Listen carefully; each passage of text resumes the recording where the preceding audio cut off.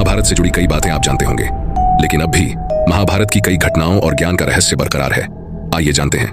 बहुत समय पहले तक महाभारत को इस नाम से नहीं जाना जाता था। यह मूल रूप से जयम, उसके बाद जया के रूप में जाना जाता था। मूल महाकाव्य को जया कहा जाता था, फिर इसे विजया, फिर भारत और अंत में महाभारत कहा जाता था। हम सब जानते हैं धृतराष्ट्र जन्म से अंधे थे, पर क्या आप जानते हैं धृतराष्ट्र अपने पिछले जन्म में एक बहुत ही दुष्ट राजा था। एक दिन उसने एक नदी में एक हंस जो अपने बच्चों के साथ आराम से विचरण कर रहा था देखा।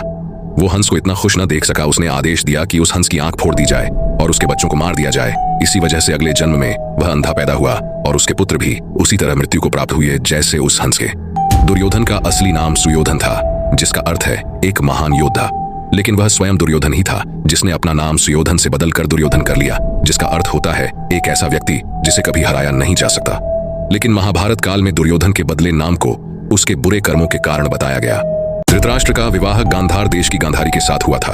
गांधारी की कुंडली में दोष होने की वजह से एक साधु के कहे अनुसार उसका विवाह पहले एक बकरे के साथ किया गया था, बाद में उस बकरे की बलि दे दी गई थी। यह बात गांधारी के विवाह के समय छुपाई गई थी। जब धृतराष्ट्र को इस बात का पता चला तो उसने गांधार, नरेश, सुबाला और उसके 100 पुत्रों को कारावास में डाल दिया और काफी यातनाएं दी। एक एक करके सुबाला के सभी पुत्र मरने लगे। उन्हें खाने के लिए सिर्फ मुट्ठी भर चावल दिए जाते थे। सुबाला ने अपने सबसे छोटे बेटे शकुनी को प्रतिशोध के लिए तैयार किया। सब लोग अपने हिस्से के चावल शकुनी को देते थे ताकि वह जीवित रहकर कौरवों का नाश कर सके। मृत्यु से पहले सुबाला ने धृतराष्ट्र से शकुनी को छोड़ने की विनती की, जो धृतराष्ट्र ने मान ली।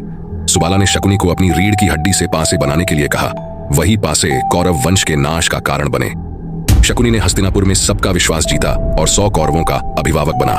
उसने न केवल दुर्योधन को युधिष्ठिर के खिलाफ भड़काया, बल्कि महाभारत के युद्ध का आधार भी बनाया। एक बार हमेशा अर्जुन का पक्ष लेने के कारण द्रोणाचार्य पर कौरव दुर्योधन ने सवाल उठाया।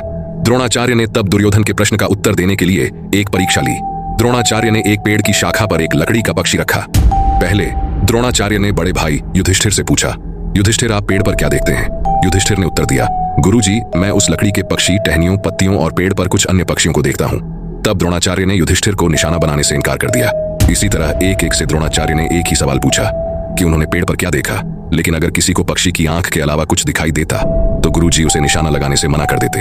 जब द्रोणाचार्य ने अर्जुन से पूछा, अर्जुन तुम क्या देखते हो? तब अर्जुन ने उत्तर दिया, गुरुजी, मैं केवल पक्षी की आंख देख सकता हूँ, केवल आंख। गुरुजी खुश हुए और अर्जुन को तीर चलाने के लिए कहा। अर्जुन ने धनुष से तीर चलाया और तीर सीधे लकड़ी के पक्षी की आंख में जा लगा। ऐसी ही और भी कहानियां सुनने के लिए सोशल रिएक्टर चैनल को सब्सक्राइब करें।